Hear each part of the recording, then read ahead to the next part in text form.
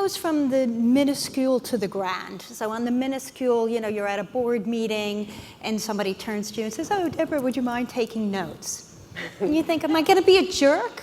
But I say, well, I'm actually going to speak. Tom, can you take notes? And it's the same thing, like changing behavior. When somebody in a meeting says, oh, we need a copy of that, 4 women jump up. And I'm like, no, sit down, sit down.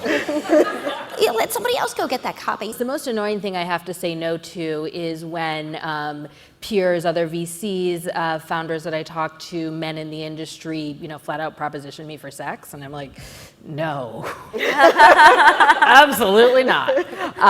Check my Twitter DMs sometime. They are ripe with blackmail material. But no, I have to say no to this culture that thinks it's okay when we're supposed to have a job interview meeting and we meet for 3 hours and you want me to join your fund and you're best friends with my boss, and then you message me on Twitter and say, hey, Sarah, it was really great to meet you, but I just don't know if I want to hire you or hit on you.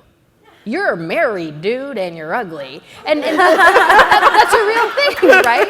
So that's a real thing. And you say no, obviously, in the moment, but you also say, no, this isn't okay. And even now, every time I see that guy, and I see him constantly, there's an element of no, and people will comment. They say, you don't like him. And I say, no, he's a jerk. He's a complete jerk. I don't go into the details, but I make it known, and if you're another woman, you typically know what that means, that nope, I don't like him. And so I think that's something you say no to, and I think you say no to the culture of saying, you know what, I'm gonna pretend like nothing bad ever happens. Still at Goldman, I often would pick up the phone, just the phone would ring, everybody picks up the phone. And one time I was asked, can I schedule a meeting for my boss? And I said no, but with a question mark at the end. So the other person on the phone said, okay, can you schedule a meeting for such and such time? And I was like, I just said no.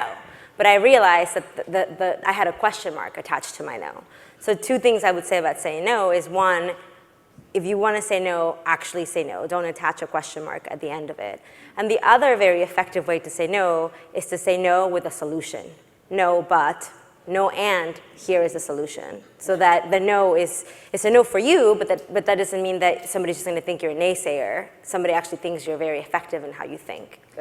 But often when these doors close, you've got to find a way to push it back open, and it isn't always so easy. But it's hard. It can pay big dividends if you make it through again.